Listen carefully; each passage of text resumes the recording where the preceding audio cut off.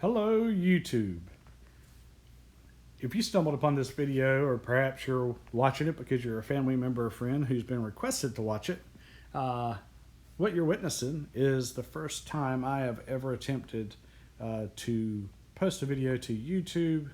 And so if you find it to be rough and somewhat difficult to listen to or watch, I do apologize. Hopefully I'll get better.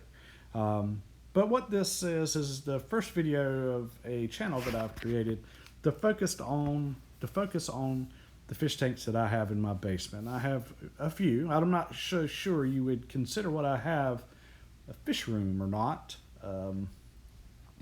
However, from what my wife tells me, it is somewhat odd for a grown man to have this many fish tanks. So I know YouTube is full of fish channels, and many of them I follow, and because my wife knows of somewhat of a preoccupation I have for this hobby, she's requested that I join the masses and create my own channel.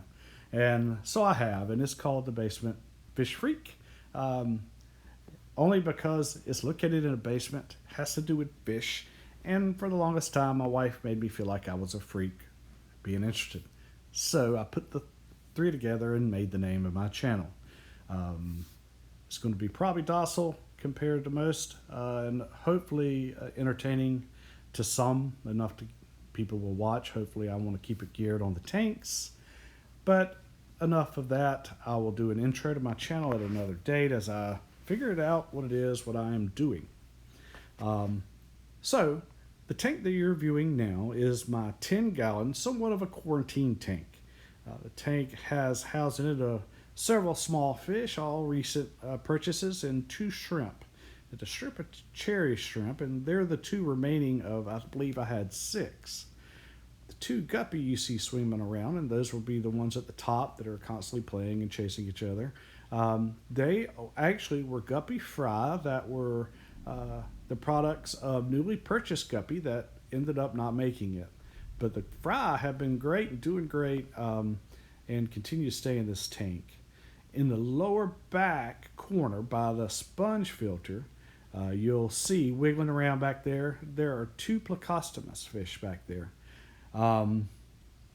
There is a chubby Plecostomus and a rubber lip Plecostomus. And if you'll notice, you'll see algae in my tanks. And I don't clean them, try to keep the algae off the glass. One, the Plecostomus like to eat it.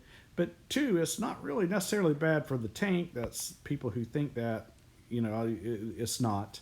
It's the result of light and food, and it's just a natural process. Just like plants, algae serves a benefit within reason. But also, not to get off on a tangent on algae, you'll see in the tank also 2 Severum and their recent purchases. They were super small. I'd say they're about the size of a quarter right now. They do get quite large, and they will be going into some of my other tanks after a grow out period and after a hospital period. So this tank is filtered by the sponge filter you see bubbling up on the right. That is the primary source of filtration for this tank. Given the small size of the fish, the light load of this tank, that sponge filter is properly filtering. There is a hang on the back filter. I'll only run that for a short burst of time just to get some water agitation going, to mix it up a hair for the fish. And on the top of the tank, you see floating plants. Those are the roots that you see hanging down, and they help with the nitrates of the tank, and that's the subject we'll go into later. But enough of that. I'm going to end my voiceover right now, and hopefully you will enjoy just viewing the tank, and I will hopefully get better at this, the voiceover, the videos, the subject matter, in time.